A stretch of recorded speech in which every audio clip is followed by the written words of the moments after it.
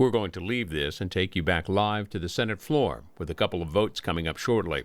Live coverage here on C-SPAN 2. National Counterintelligence, who's also leading the election security efforts on behalf of the Office of the Director of National Intelligence, that meeting occurred during today's session of the Senate.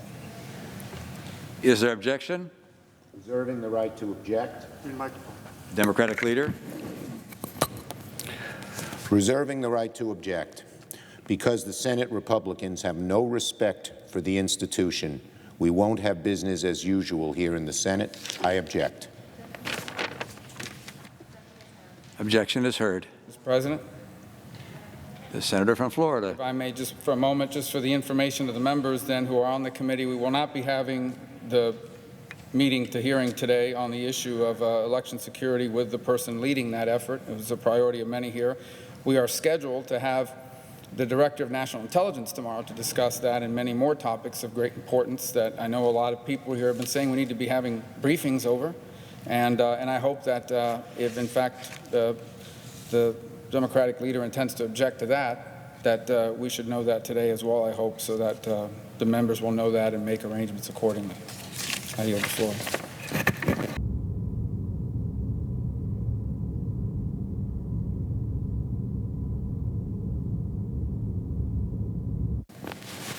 Madam President.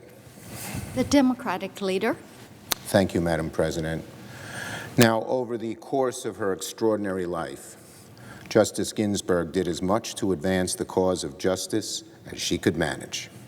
She was a trailblazer for women of all ages, from all walks of life, who watched her tear down the barriers that separated men from women, first from outside the corridors of power and then within them.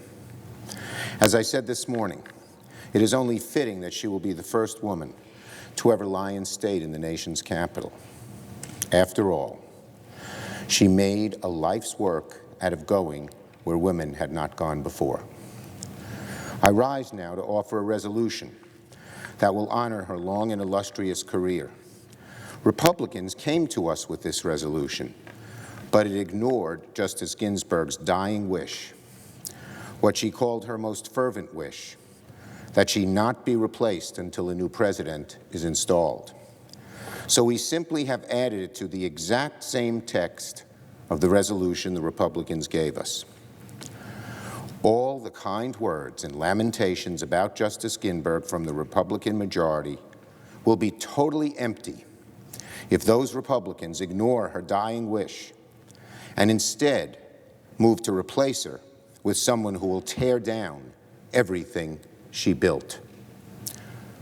Someone who could turn the clock back on a woman's right to choose. Someone who could turn back the clock on marriage equality. Someone who would make it impossible to join a union. Someone who could take health care away from tens of millions of Americans, send drug prices soaring, and rip away protections for up to 130 million Americans with pre-existing conditions. That is what we're talking about when we talk about this vacancy. For hundreds of millions of Americans, everything is on the line. Perhaps that's why Justice Ginsburg expressed her fervent wish that she not be replaced until the next president is installed. She knew how important the Supreme Court was in American life, and she knew there would be great temptation to take advantage of the timing of her death for political purposes.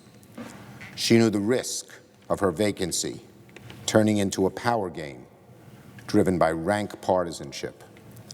So she expressed a simple idea. Let the next president decide, whomever it might be. Could be President Trump, could be Vice President Biden, but let the next president decide. Don't rush a nominee through mere days before an election in what is sure to be the most controversial and partisan Supreme Court nomination in our nation's entire history. Maybe Justice Ginsburg hoped that her dying wish could save the Senate majority from itself. It doesn't appear that way, but here on the floor this afternoon, we ask our colleagues to acknowledge her entire life and legacy, including her dying wish.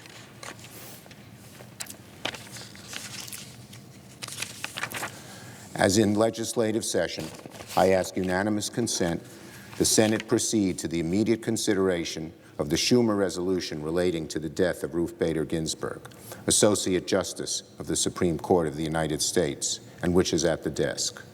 I further ask that the resolution be agreed to, the preamble be agreed to, and the motions to reconsider be considered made and laid upon the table with no intervening action or business. Objection? Madam President, Senator from Texas. reserving the right to object.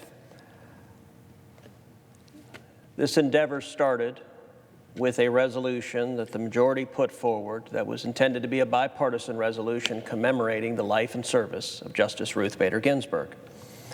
That follows the bipartisan tradition this body has followed, commemorating justices when they have passed. Unfortunately, the Democratic leader has put forth an amendment to turn that bipartisan resolution into a partisan resolution. But instead, replacing in the resolution the quote from Justice Ginsburg that packing the court is a bad idea, and the Senate agrees that packing the court is a bad idea. And Madam President, I'm confident that when I ask the Democratic leader, he's going to reject this, because we are sadly seeing one side of the aisle embrace more and more dangerous and radical proposals, including trying to use brute political force to politicize the court. That is not consistent with the Constitution, nor is it consistent with 2 centuries of this body's precedents. Accordingly, I ask that the senator modify his request and instead take up my resolution at the desk.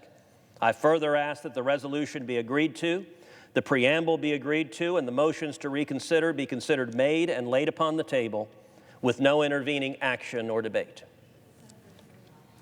Does the senator so modify his request? Reserving the right to object. I believe Justice Ginsburg would easily see through the legal sophistry of the argument of the junior senator from Texas. To turn Justice Greenberg's dying words against her is so beneath the dignity of this body. I do not modify. Is there objection to the I object. original request? Objection is heard.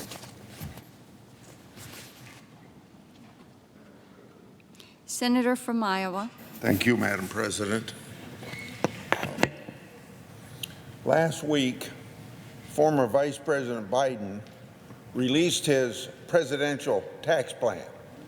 I wish he would release his list of people he's going to put on the Supreme Court like he said he was going to do in June.